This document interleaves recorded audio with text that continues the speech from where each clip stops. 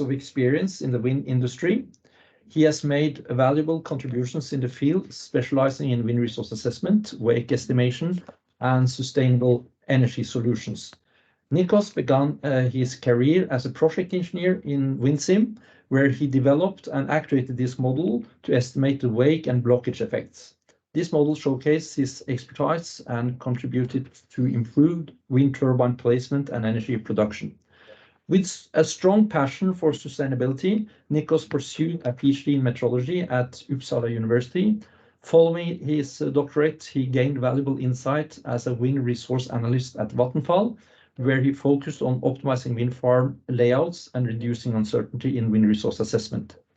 Currently serving as a senior technical specialist at RWE, Nikos plays a vital role in developing and automating routine processes. He also coordinates digital solutions in wind field simulations, yield estimation, and wind data processing using big data techniques. Nikos' dedication to advancing the wind industry and contributing to a sustainable future is evident through his continuous effort to streamline processes and harness the power of digital solutions. Okay, Nikos, you are not here in the room. I have your presentation here, so you tell me how to proceed. Okay. Well, first of all, thank you, Arne, for the wonderful presentation. Hello, everyone. Maybe just a clarification. Right now, I work for RWE, but when this work was done, I was working for Vattenfall, and it was actually done from a student, a master student that I was supervising at the time, Peter Sudell. Unfortunately, he couldn't come due to fortunate circumstances. So I'm just stepping in and just to give you a little bit more information, his thesis is online. So in the thesis, there's a lot more information. Here, I'm just going to scratch the surface, and I'll try to answer any questions that come my way. And I also put my email in the chat if anybody wants to reach out to me. So with that said, Arne, I think we can go to the next slide. Or can I change the slides from here? I don't think so. You should be a presenter, Nico, so you should be able to do it. Okay. Okay. I'll just ask you, Arne, to change the slide. Yeah, sorry, you're going to have to assist me. I will be your backup. Yeah. Okay, so the whole idea was, at the time I was working on projects in Sweden, and we wanted to find a good way to simulate forests in Sweden and in basically other countries where forests exist. So this is a little bit the problem formulation that there's going to be a lot more projects in forested areas, et cetera, and we have to find a good way to do a simulation of the forest effect. And for that reason, Arne, if you can click on the slide, please. We did this investigation. So the agenda is that first of all, how can you simulate the forest? So bear with me for people that know about forest. Then we decided to do a sensitivity analysis. So how does different parameters in WindSim affect the results? Then we wanted to actually validate WindSim. So we got LES results, and we're like, hey, let's try to pitch WindSim RANS versus LES and see in a theoretical case. So this is not a real case, but just to see how the wind speed and turbulence compare. Assuming that LES is true and WindSim is not true, and we'll see how WindSim compares to LES. Once we did the validation against the LES data, one thing that we're very interested is clearings. So usually forest is not uniform everywhere, but there's clearings, and how much detail do we need? So how much detail do we need to simulate all the clearings? Can we assume that clearings don't exist? If there's a little patch of forest, should we simulate that? So these are, I think, questions that whoever has worked with forest kind of has, and we wanted to find a solution for that. And the last bullet point is case study Ringsnäs. So there we had actual real data from, I think, Uppsala University. And we pitched WinSim trying to simulate this real case, and we compared velocity and turbulence intensity versus measured data. And from all this work, so there's different stages. The last slide is conclusions. So Arne, if you can just press the button, I guess several times. Also, this presentation is, I didn't create this presentation, it was from Peter Sedel, and I decided to leave all the slides in there. So there are 30 slides, and I think I have 25 minutes, so maybe we'll have to skim through of them. But the whole idea between the forest and how does the profile look, like in a very simplified way, is in WinSim you put a logarithmic profile, and then when the flow reaches the forest, something happens to it. And it looks like this squiggle that you can see on the right. And the question is, can we simulate this squiggle? And there's also other characteristics of the flow over the forest that there's, for example, higher turbulence. Can we simulate the turbulence and not only the wind speed? So Arne, if you may. So we start from, let's say, what's the ideal, what's the utopia? The utopia is that we can simulate every little branch and leaf of the forest, but that's impossible in reality. So we'll have to create some kind of model and reduce the mathematical complexity, etc. So the second stage is first of all, if we can simulate each branch and leaf and we do it in a correct way, that's the maximum accuracy, right? But if we go to the second stage where we start simulating patches of forest as momentum sinks, then of course the accuracy is reduced, but hopefully we can capture the basic physics.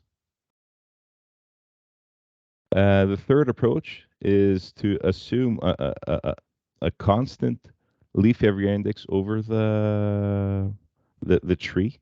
So imagine you can have a varying leaf area index, or you can have a constant leaf area index.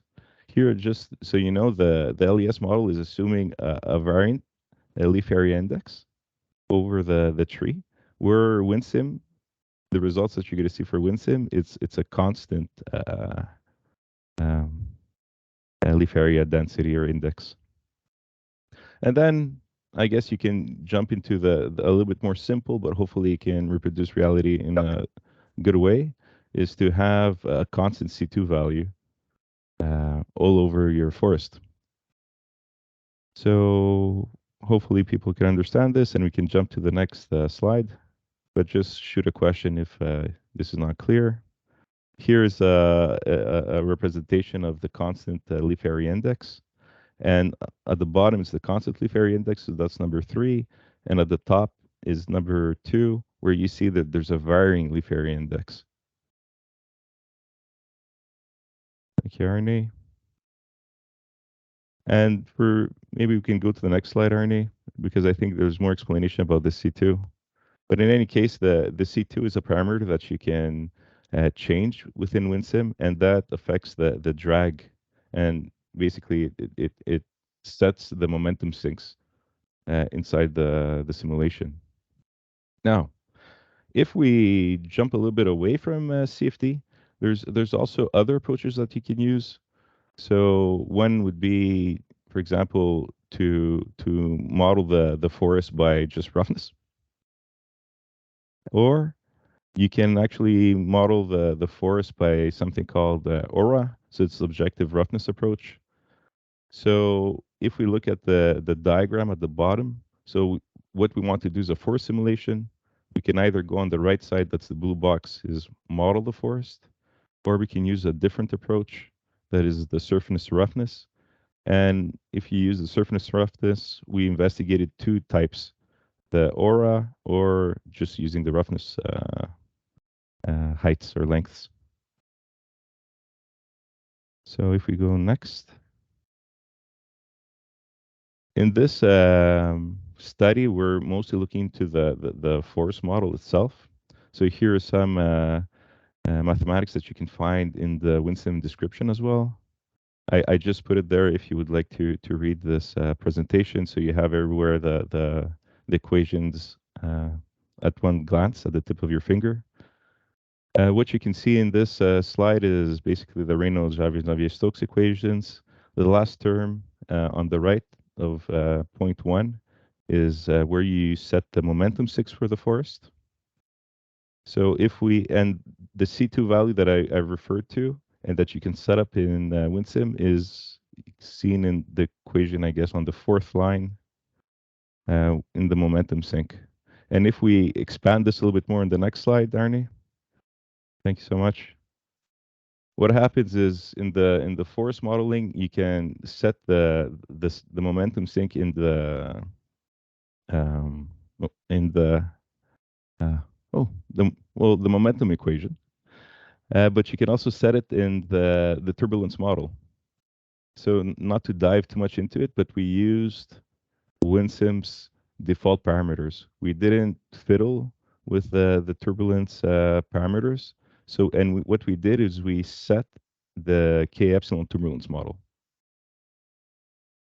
So that's that about it.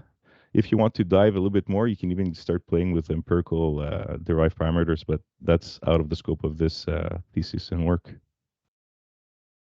Next slide, please, Arnie. So now I kind of set up the scene for the what is in WinSim, and we're going to be looking a little bit into, let's say, the sensitivity analysis. So if you look at the in the little image at the bottom, you see that we're going to be setting a logarithmic profile. Then that green part is the force that we're going to model. And the little lines that you see in the vertical is where we're extracting profiles. Everything when we're discussing in forest is in forest heights, that is depicted with the letter HC. So that means that the first, let's say, vertical line with a little bubble that we're going to extract the profile is 10 forest heights, 10 HC before the forest. And we're going to be extracting data at each of these vertical lines. You can see how the 3D domain was set up. And here the first investigation was what top boundary conditions should we set? Should we set the constant pressure, the non-friction wall, or the diffuses link that at the time didn't exist, but now is, I think it's going to be released in the new version. So Arnie, if you can just click, I think there's an animation one more time. So this is what you can see here is at each of these vertical lines, we're extracting the vertical profile. This domain is a very simple domain, but we wanted to see if there's any speed up effects. And one thing that you can see is that if we put a non-friction wall, then there's a slight speed up effect happening. However, if we use the constant pressure and the diffusive link, so diffusive link is on blue, and the constant pressure is what you can see in yellow. Actually, they're so similar that they're one above the other. That speed up effect doesn't appear as pronounced, whilst the red line at the different parts where we extracted the vertical profile, you see that it starts overspeeding. Therefore, we decided to not use the non-friction wall. And since the constant pressure and the diffusive link had similar results, we decided to just continue with constant pressure. So if we can go to the next slide. Okay, and then we're wondering, how does the forest cell count matter? So if you have, let's say, a 15-meter forest and you have 3 cells or 10 cells or 15 cells to depict that 15-meter forest height, does that change? And we found that it does have an effect. So how many cells are you going to use in the vertical does have an effect on the flow, although quite small, but it does have an effect. And one thing that we saw is that as we're going from 3 to 6, 9 to 12, it started converging. So the difference between 12 and 15 cells in the Z depicting the forest was a lot closer than from 3 to 6. Can we move on, Arnie? Yeah. So you see this light convergence. happening. Okay, so now we're gonna pitch Winsome versus LES, and we didn't know what's gonna come out, and honestly we were surprised. So the LES data was provided to us by Antonio Segalini at KTH, that he received it from a university in Japan. We tried to set it up as close as possible. It's not possible to have it exactly the same, but we tried not to do something really off, so we get different results. But we run the simulation for two different leaf area indexes, and the results were surprisingly the same. If you start looking very closely to the colors, etc., and the profiles, you'll see that there's slightly differences. But we can jump straight to the graphs where you can see the results a little bit closer. So now we're extracting again. So these graphs are at -10 forest heights, at 0 forest heights, so that's where the forest starts, at +10, 20, 30, and 40. And what you see basically is that at -10, the profile is a little bit, maybe one more thing. In circles is LES, and the blue line is Winsome. So at -10, just before you reach the forest, so that's 10 forest heights away from the forest, the profiles are slightly different. We're using slightly different profiles and turbulence settings at the inlet than what LES had, but we tried to match it as close as possible. It wasn't possible. Nevertheless, what happens is once you reach the forest and you start moving in the forest, what's dominant is the forest. And then the results are incredibly similar. In dashed, you can see the inlet profile. So you'd see, for example, at +30, the inlet profile, where Winsome and LES, they're really, really one on top of the other. So that actually built some confidence that Winsome can simulate the force, assuming that LES is true. So we're like, okay, great. Now we can kind of simulate clearings. So let's see how clearings affect the flow. I think that's the next slide, Arnie. So, oh no, there's two more slides. Sorry. There's one about turbulence intensity. Yeah, and the turbulence intensity was spot on. So we're like, great. We always had a fear that if we capture the wind speed, we don't capture the turbulence. But here we captured also the wind speed and the turbulence in comparison with the LES. So yeah, now we're going to start simulating clearings. So let's go on our journey. This was the idea. We have a simulation at the top right that you can see on your screen that there's no clearing. It's just a uniform forest. It's 40 forest heights in length. I think the forest was 20 meters, so this would be 40 times 20. You can do the math. Then we insert a clearing of 10 forest heights, and then we increase the clearing into 20 forest heights. And we're going to be taking vertical profiles at all these vertical lines that you can see with a little bubble, just to see the effect of the clearing on the flow. Now, this is a very colorful graph. So if we go on the left side is the wind speed. If we go on the right side is the turbulence intensity. On the left side, starting from top left, it's full forest, no clearing. If you go one step down, so the second row is the 10 forest height clearing. So you can see right in the gap there's some kind of re-energizing of the flow in comparison with the top. If you go a little bit lower, it's the 20 forest height clearing, and you can see that the flow is starting to recover. Nevertheless, I'm gonna do a little spoiler because you're gonna see this also with the plots. But there's some kind of bubble. So there's a bubble around 3.5 forest height where the flow doesn't feel the forest. And there's a similar thing happening with the turbulence intensity. Yeah, Giorgio, it's the K epsilon. And we can comment on that. I was planning to do that at the end. So if we go to the next slide, Arnie. So here I'm trying just to show you guys the plots, so the velocity. Now this is changing the leaf area index. So we did the simulations for let's say a sparse forest with a leaf area index of 2, and then a leaf area index of 5. So it's a forest. It's trees that have a little bit more leaves, so they would create more drag. And what you can see is that if you go, for example, below 3 forest heights, so on the y-axis is the forest heights, on the x-axis, so that's the horizontal, it's the normalized wind speed. If you go on the below 3 forest heights, you can see clearly the effect of the forest. But as you go a little bit higher than 3 forest heights, the forest doesn't really play a role. So assuming that your wind turbine is above 4 or 5 forest heights, at least the hub height doesn't feel the forest, but your tip will. It can be in that very high shear. And here, just so if it's not clear, at 1, what is 1 is where your trees are. So that's the top of the tree.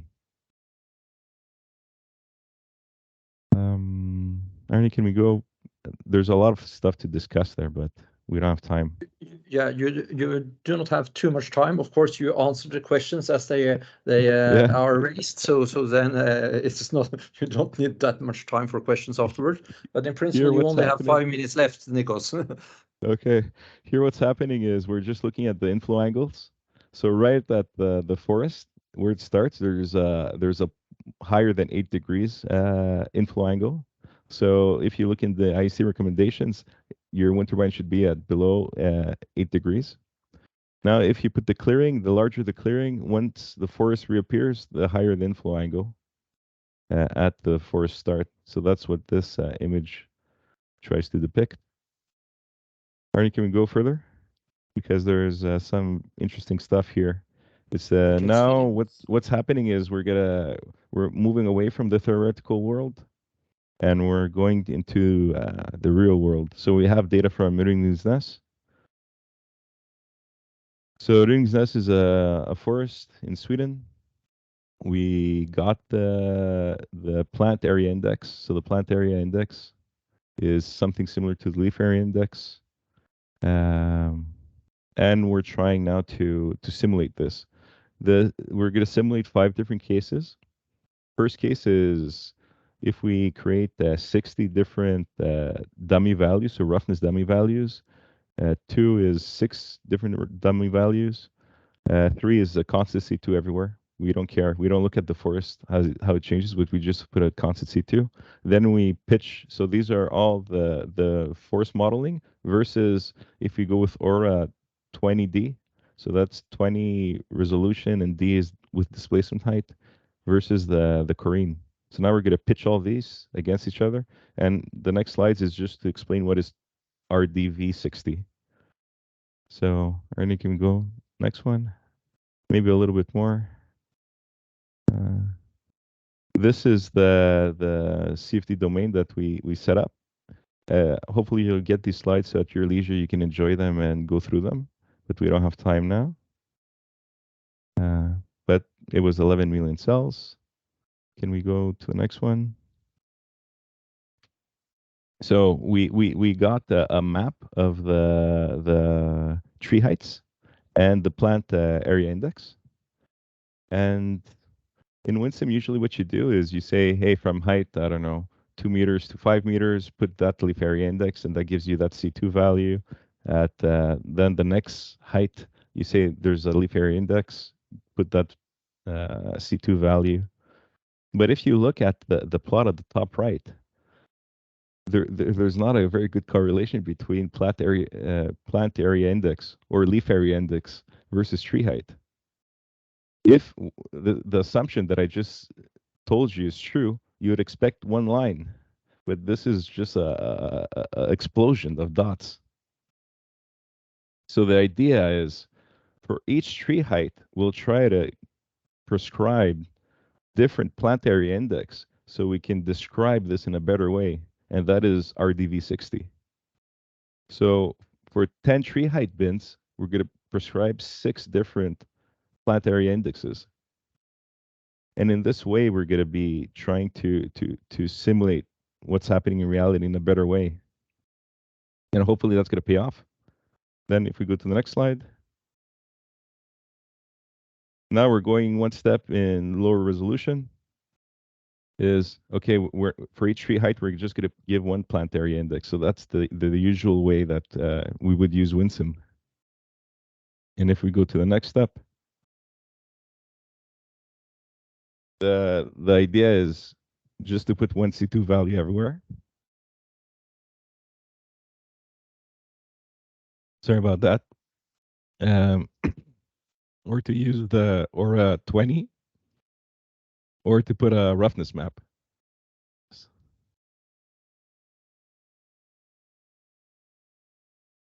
So now we're going to compare all these different cases.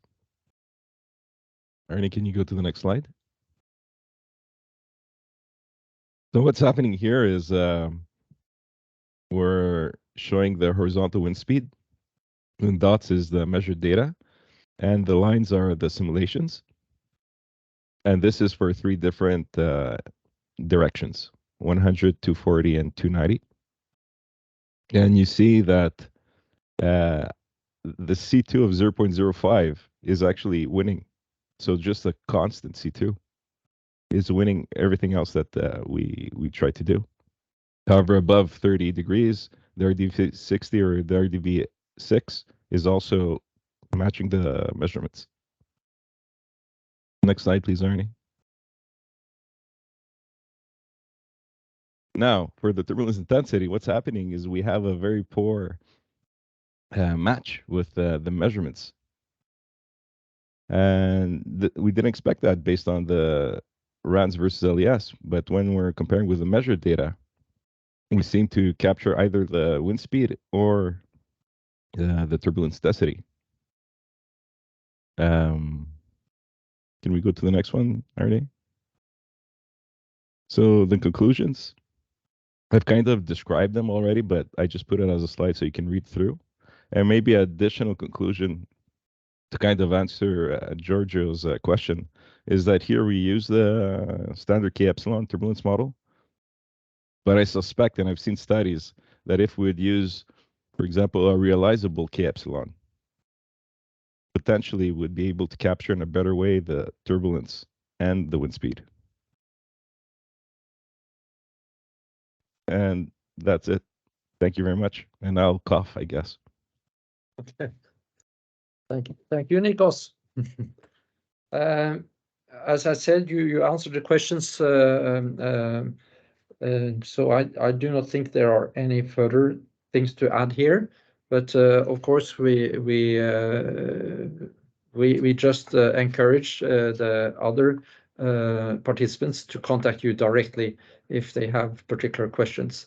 We in WinSim, we have been working very actively on forest modeling some years ago, and kind of found a setup which seemed to work reasonable. And this is in a way a validation based on that setup that was done some years earlier. Yeah. So thank you. And feel free to contact me. Feel free to look at the thesis. It's freely available online. There's more information there. Yeah. And hopefully you'll get these slides and you can download them and look at them at your leisure. Yeah. Okay, so next one